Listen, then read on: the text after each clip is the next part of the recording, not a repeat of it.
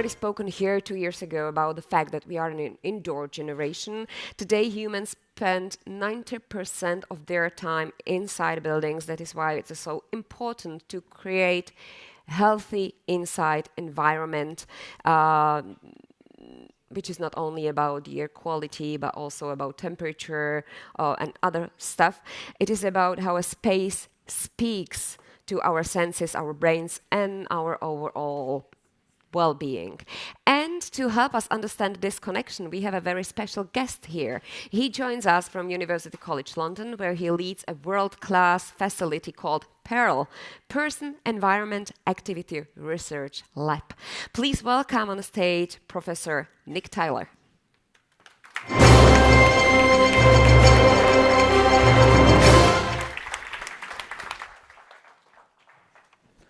Well, good morning, everybody. It's wonderful to be in Prague, and thank you very much for inviting me. I'm going to talk a little bit about the work that we do in PEARL, and it's very interesting following what we've just been listening to, because what we've heard about is what the data is showing us about the future and what we're going to live with. What I'm going to talk about is how do people respond when they are under that kind of threat. So I'm going to try this. So I'm going to talk about, in particular, the inside of a building, but we actually look at everything outside as well. But we're going to talk about that simply because it's a little bit more containable.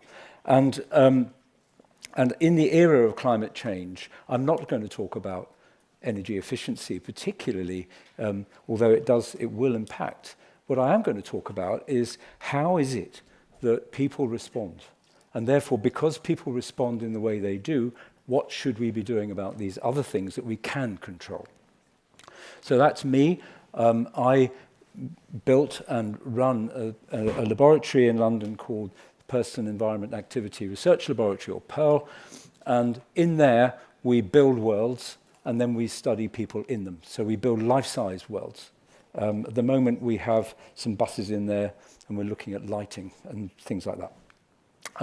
But if we want to talk about people, we need a little bit of history. So when we had the last climate catastrophe, which was a few thousand years ago, there was a mass migration of people. Basically, if you look at the globe today, if you look at the map today, you see that desert going from sort of southern Latin America through Africa, through the Middle East into China. There's a big sort of strip of desert. That all happened about 15,000 years ago.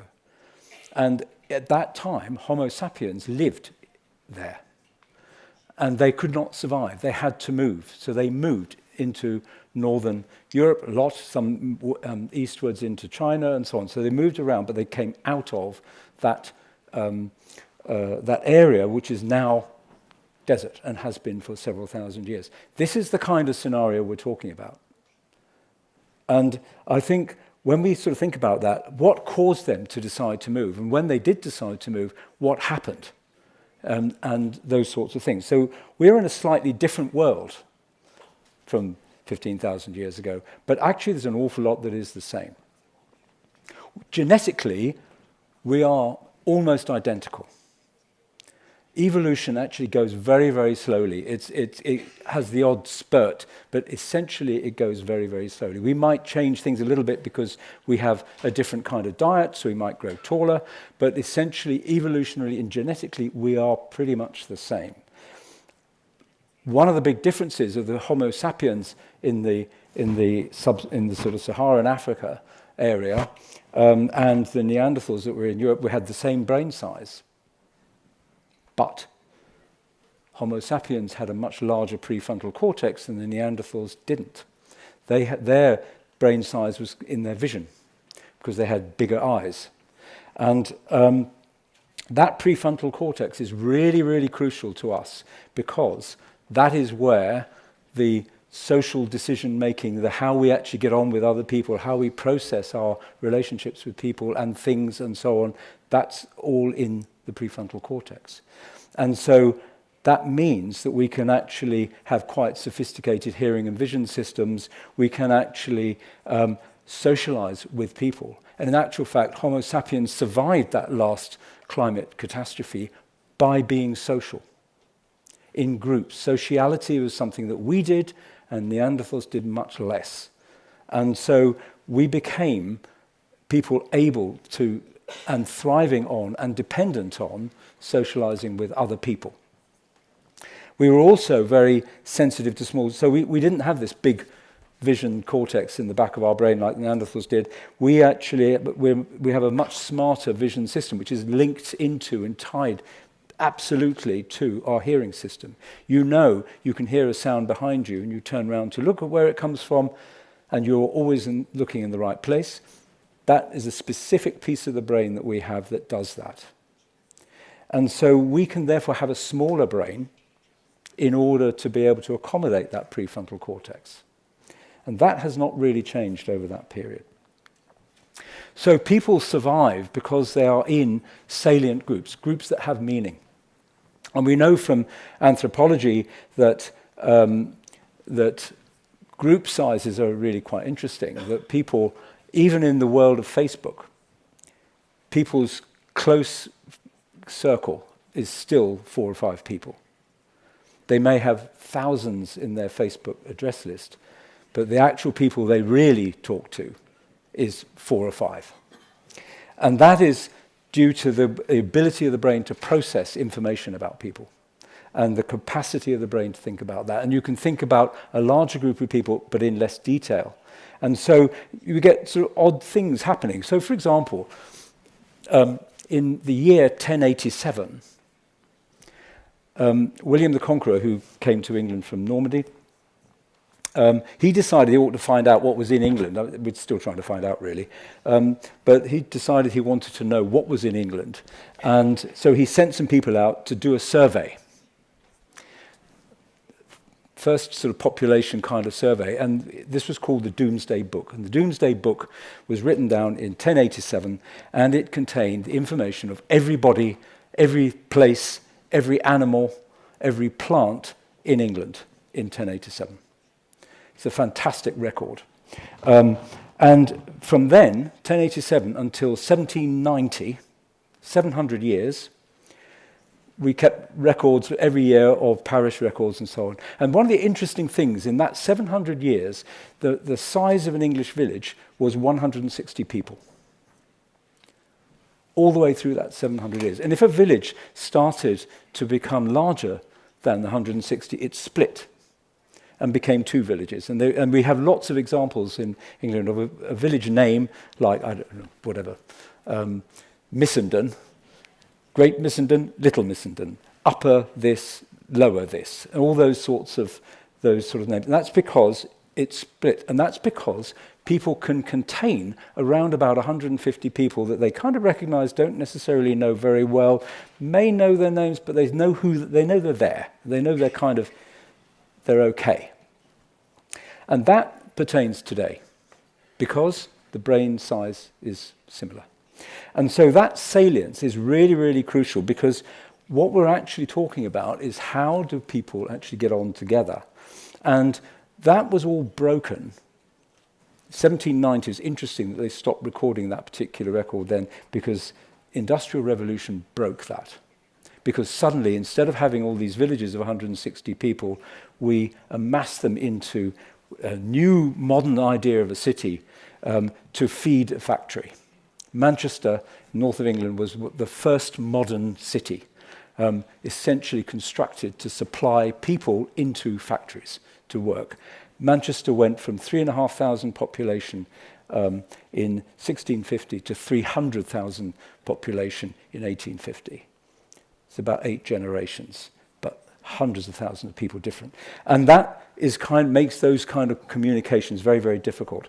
And as a result of that, we got into the factories. That was made worse by mass production. We started to reduce people from growing things and doing things generally in their village into simply putting one piece in a car on an assembly line.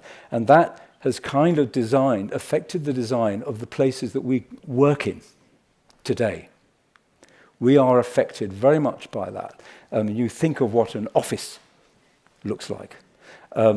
And all of those sort of things. And one of the big characteristics of that kind of place is that it is actually very unhealthy. And we force physical pain. Humans are not designed to be sitting down all the time. They are designed to be moving about. So we're forcing that kind of thing on people. We're forcing mental stress on people by either having too many deadlines, too much proximity to lots of people that we don't really know. All of those sorts of things add up to increased mental stress. And the extent to which we have the brain capacity to handle that mental stress becomes quite sensitive. And it's not surprising that we see increases in issues around mental illness at these times. So, what do workspaces do? Well, it's very interesting. COVID was very interesting because suddenly we didn't have a workspace. We all had to disappear and work somewhere else. And much to the surprise, I know in my own university, much to the surprise of the university management, people did things while they were at home. They didn't think they would, but actually they do. And what that really means is that people will actually function in that kind of way. And that means of actually making us able to work and thinking about the space that we're going to be doing that kind of activity needs to be thought through from the perspective of how can we actually make that better for people.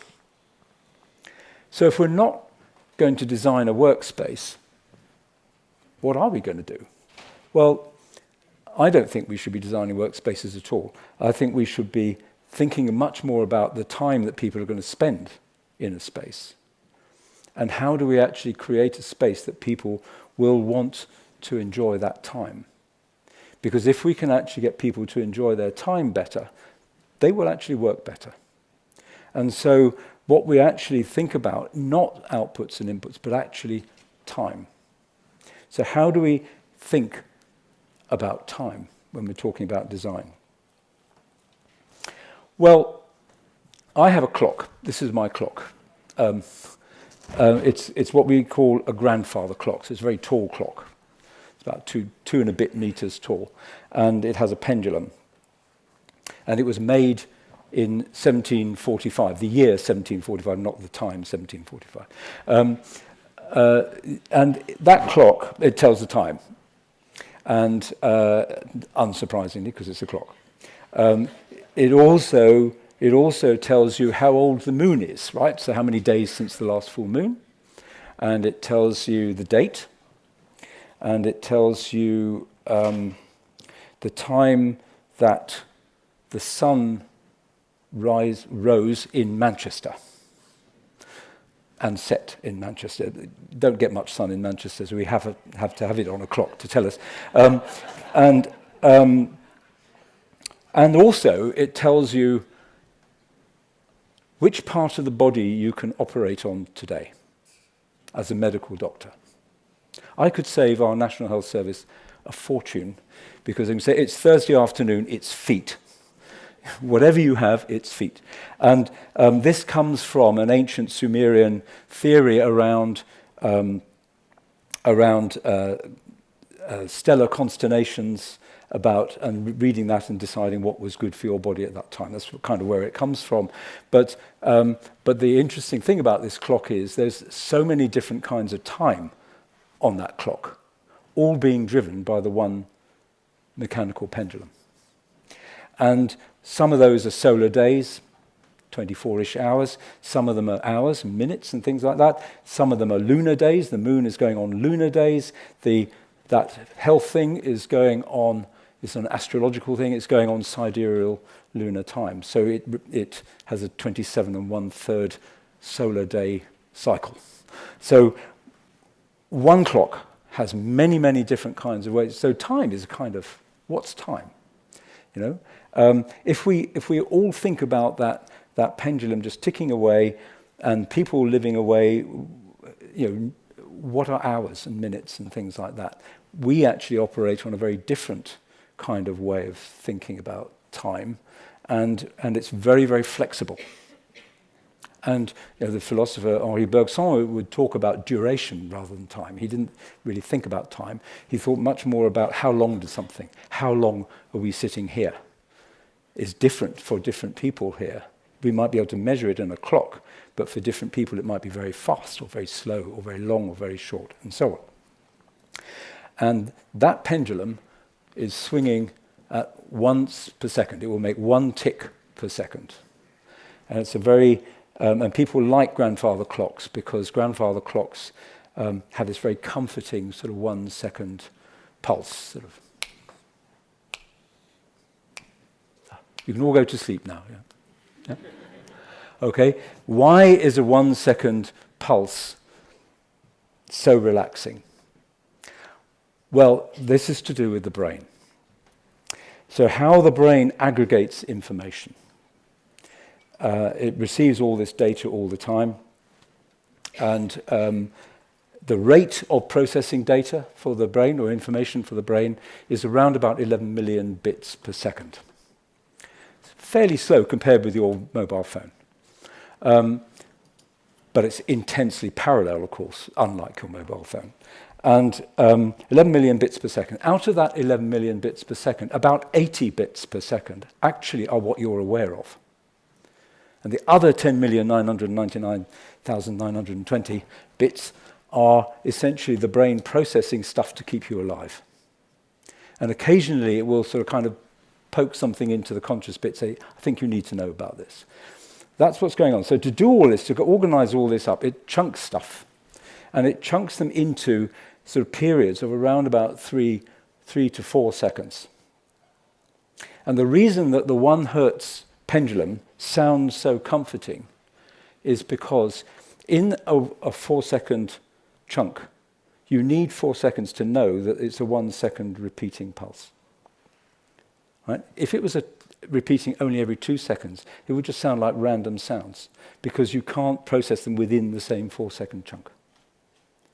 So you think that 2 seconds is just random noise. If it was 10 times a second, you would feel very anxious because it's starting to fire up other rhythms in the brain. But that once per second, 1 hertz pulse is actually really important. And when you start to think about all sorts of interesting things happen at 4 seconds, sentences are about 4 seconds long. Lines of poetry, 4 seconds long. All sorts of things happen in that kind of period because that's kind of how we work.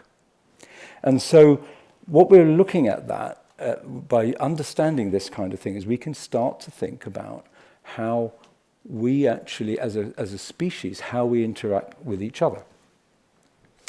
And some years ago, 1930s, Abraham Maslow decided that he would think about how humans were motivated to do things. And he wrote a paper published in 1943 about human motivation. Very famous paper, and you're probably very familiar with the pyramid, the Maslow pyramid. We all know Maslow's pyramid. That's why I never show it. Right?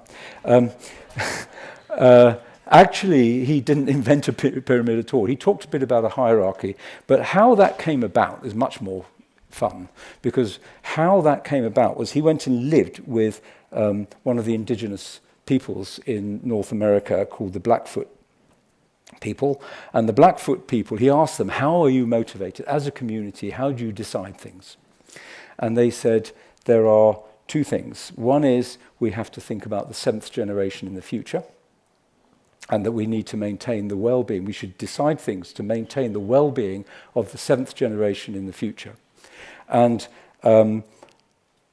that's 200 years. In Earth time. Okay? And the other thing is that we have to balance between what our physical needs are, what our cognitive needs are, what our spiritual needs, and what our emotional needs are. These 4 worlds that you see up there. The 4 worlds. And the trick is to keep a balance between them. And what that actually means is, yes, you do need to have water and food and all those sorts of things. And yes, you do need to have some sense of self-actualization. And you do need to have some sense of purpose. And you do need to have belonging, the sense of belonging and relationships and all of those sorts of things. But you need them in balance. And Maslow realized he would never publish a paper in the United States in the 1940s, which purported to come from an indigenous tribe. So he kind of twisted this around a bit and made it into something a bit more European or a bit more Western, and made it into a hierarchy. And that's why we have the Maslow hierarchy. But actually, the original is much, much more interesting. It's about how do we maintain that balance. And that 7 generations is really important, 200 years' time, but they're thinking about what happens now. So what happened 7 generations ago, I mentioned the Industrial Revolution, was about 7 generations ago. And our working habits now are absolutely defined by decisions that were made 7 generations ago. And that's the kind of thing that the Blackfoot were talking about. But they make a decision in the present. So we have to think about that in the present. So in order to think about that, that's why I created a laboratory. Because I realized if we want to think about 7 generations in the future, we actually need to understand the present a bit better than we do. And the present's too noisy. So what we do is we build a laboratory where I can study people in an environment now. How do we humanize the environment? And that's the picture of the laboratory, and put that in some kind of scale. That door, you see, you can drive a double-deck bus through that door. Okay, that's kind of scale. But we wanted people to feel friendly when they came to it, so we had to make them feel that the building was getting smaller as they approached it. And that's actually very important. So by the time you enter the door, you feel you're just going into a house, even though you've seen this massive building. And I think it's really important that we think about this sense of humanizing the environment when we're building it. How do we make it feel as if it's something that we would want to be in? So inside, this is not the actual laboratory. This is where we riff ideas. But inside, we thought about this a great deal while we were building it. So we noticed that from our earlier work, we noticed that people greet each other more easily at 60 degrees than 90 degrees. It's easier than that. Yeah? That's partly because of how we turn our heads. It's partly because of the angle of view of our useful field of view. So we know that we can see people coming and we can appreciate that. And what you find is that people can greet each other at that kind of angle and move on. They don't have to have a deep conversation. They can say hello and move on without it seeming to be offensive. If you did that at 180 degrees, that gets to be rather more difficult to contain. So why do we design workspaces which require orthogonal interactions? They don't work for people. They might work for somebody with a tape measure, but they don't work for people. And we know that people would much rather create the space that they want to be in for now. You're all sitting in rows in a bit. We would never sit in rows. This is not a natural way to be. You know, if I actually said, let's just everybody. I'm not going to do this, by the way. But if I get you to all stand up, get rid of all the chairs, and say, now formulate yourself in the groups you'd like to be, it would not be like this. Right? It would be in circles, or it would be in small groups. You would be in your groups of 4 or 5, and you would be in clusters of seats. We know, we've done it on a number of occasions. So why do we build theatres to be like this? Why do we build offices to have rows of desks and all of those sorts of things? That's because we want to control where people are. We want you all to be looking in this direction, so we point the chairs in this direction. But maybe we shouldn't do that. And maybe we want the office to be something where we get lots of people to do lots of very boring tasks that they would much rather not do. So we sort of hide it inside an area. So why don't we actually create spaces that people want to be in? So what we did was we made the space so that everybody could create the space they wanted. So all the furniture is on wheels. We have 30 different kinds of chair where they can move things around. They can make a cluster of tables. They can take them apart. They can decide to sit on a ball for half an hour or 10 hours or whatever they want to do. To be able to create the space. And in creating the space that they want to be in, they then create the ideas that we're looking for them to produce. And that's kind of how that works. And so what we're really thinking about is we're realizing that concept of time, you know, instead of leading somebody to the desk on their first day of work and say, here is where you're going to be from 9 o'clock till 5 o'clock every day for the next 50 years, is not a good message, right? What we are much more interested in is you can create the space you want. And if you only want it for half an hour, that's fine. You can change it. And that means that people can actually own the space. That it's really important that they feel it's theirs. It's not the employers. It's not the universities or whoever it is. It's because it's theirs. And why does it all work? Well, that 4-second gap, that 4-second aggregation chunk, takes 4 seconds to greet somebody. By the time you've seen them, sorted out that they're not going to kill you, it takes about 4 seconds for you to say hello and for them to say hello back. Fits in that nice, comforting neuronal chunk. And you feel comfortable. Why do you feel comfortable doing this? Because if you do that, you get a rush of dopamine. And so does the person that you're greeting. So I did an experiment. I got on a bus every morning and I said to the driver, I said, hello, how are you? And the driver nearly collapsed. Right? After a while, because this was quite early in the morning, because I didn't want to do it, and there were too many people to shock. So after a while, I began to see the same 2 or 3 drivers across a few weeks. And then I realized that suddenly the drivers started saying hello back. And then sometimes they said hello before I said hello. But they were all smiling, and it changed their day. So that comfort, that dopamine rush is good. If we all did that, everybody would feel better and the world would feel better. So how do we know that this works? Well, the brain makes a model of the world from all the data that it receives, and it's trying to make that model the same as the world. And it's always going to be a little bit wrong. So if you get it really wrong, you get surprised. And so the brain gets a bit shocked and it has to do things, and it gets you to do things, all that sort of stuff. So what we are doing in Pearl essentially is to work out how the brain makes that model. And so we can understand how the brain adapts itself to the environment, how it responds to the environment, whether it's heat, whether it's cold, wet, people, stuff. How does it respond? And the brain adapts to the environment. That's what it does. That's how we survive. And sometimes we have to help. And we have to make the environment easier for the brain to adapt to. And that's what we do with design.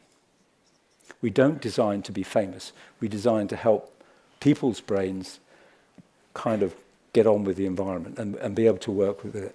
If we do that, what happens is that we can then start to study that. So in Pearl, we can collect all of that individualized data. And what we realize is the kind of data we collect in Pearl is not the same as the data you collect everywhere else, because it's very individualized, it's very detailed. We collect pre-conscious data and conscious data, and then we try to formulate that. That means that we have to in order to understand the surprise, we have to use very different kind of AI techniques to explore data in ways that conventional statistical ways of looking at data can't.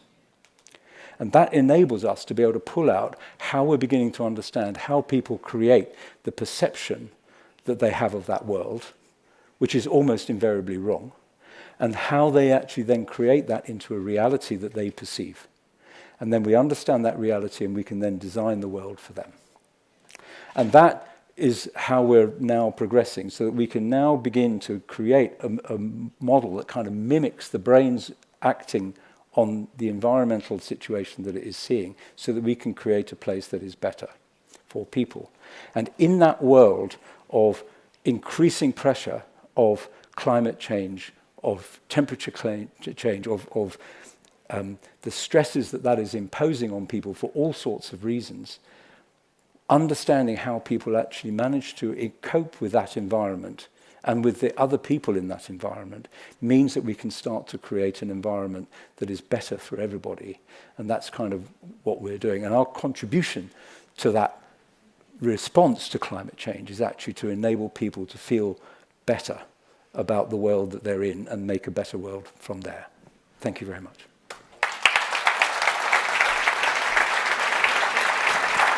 Nick Tyler, thank you. You know, while listening to your speech, I was wondering if I would tell to my teen guys at home, Just use greeting. It will give you the same dopamine rush as when you are like scrolling the whole time. But I guess it's not that easy. Anyway, is home office healthier according to your findings? Because there we can build the environment as we wish. Are we more productive? Does it make us more productive? Well, depends what you call productive.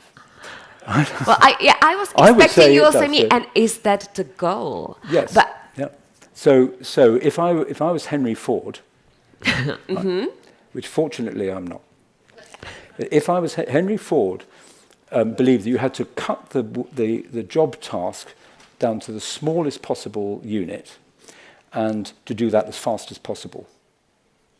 But he also realized that that was an extremely boring, terribly anti-human thing to do. So he paid very high money. So Ford employees earned a lot of money for doing a crashingly boring, awful job. And they carried on doing that. I knew somebody who put the rubber strip on the top of the left-hand side of a certain model of car for 20 years. That was it. And if that's productive, so if they made the cars come past him faster, he would become more productive. I don't think that's productivity. I think that's just slave work. I think productivity is about actually being able to create and contribute into the task. And yes, I think if people can feel that they own and create the space that they're in, they will contribute into the task and therefore would be more productive. Is there any building, or have you tried to build a building according to your findings, not your findings, but according to people preferences or likings, or how to call it? How does that influence their behavior? I can imagine with your team that works great because you are looking for creativity. But it's not always the case with every job we have. Oh, of course. So, train, okay? So London Underground train, everybody hates London Underground trains. I get lost all the time. They're horrible, yeah. So we were asked to help with designing a new train, and one of the things that new train is, some of the carriages don't have wheels. Don't want to alarm you, but and we were particularly concerned with the area of the door, around the door, so how you get into and out of the train, essentially, and how changing the inside and the outside of the train. So what was the seating like near to the door, and what was the platform like near to the door, and thinking of those two things together so that we could actually construct and design a new train that would be more comfortable for people to get onto and get off. And so I would use the word comfort, Transport for London used the word quicker, right? So I learned very quickly that, yes, it's quicker.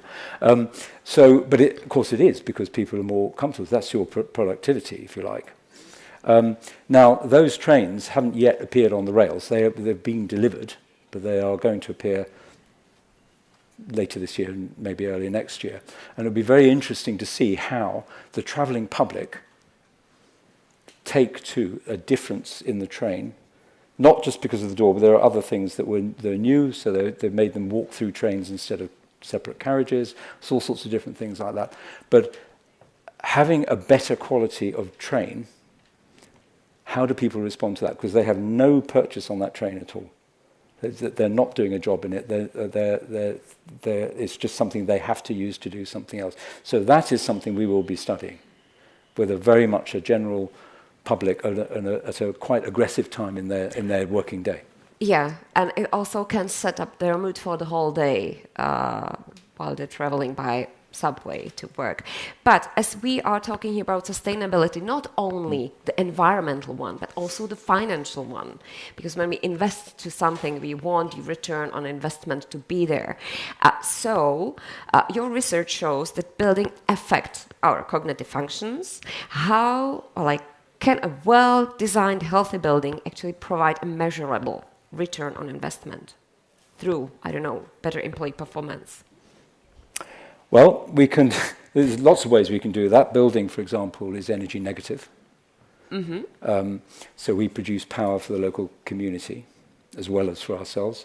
So we can do that. But in terms of, are we getting more ideas out of that building than we would out of a boring, ordinary building?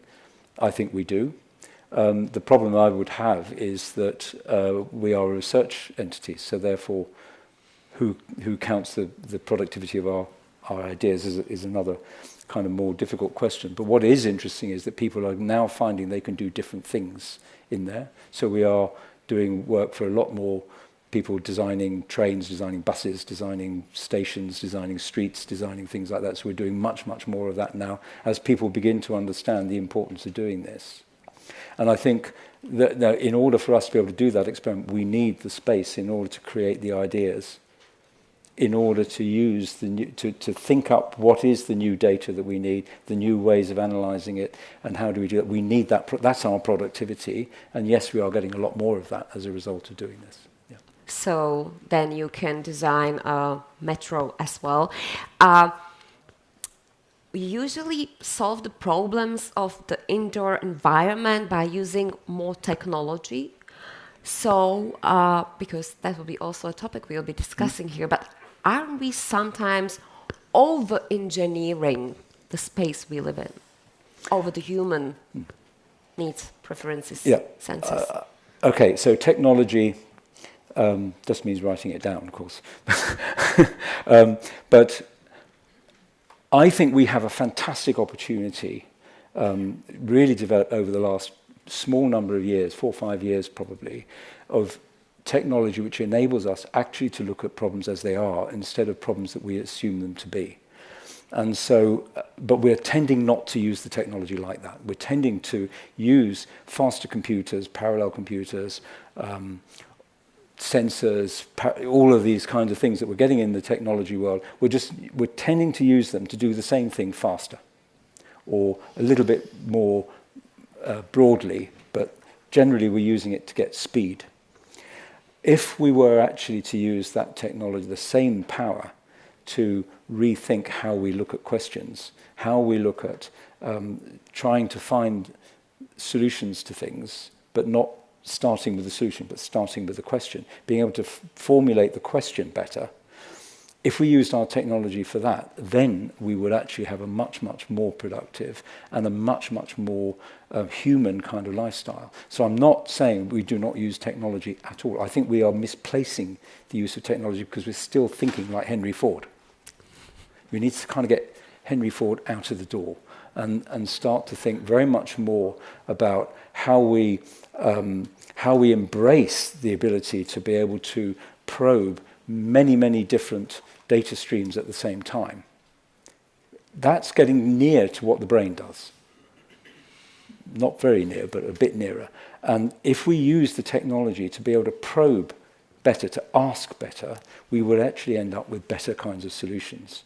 If we just use the technology just simply to go faster, bigger, wider, smoother, whatever, it's a waste of time. Will be quite difficult to change this attitude, our thinking, our perception. But thank you for your pearl of wisdom. Professor Nick Taylor, thank you. Thank you very much. Thank you. Thank you.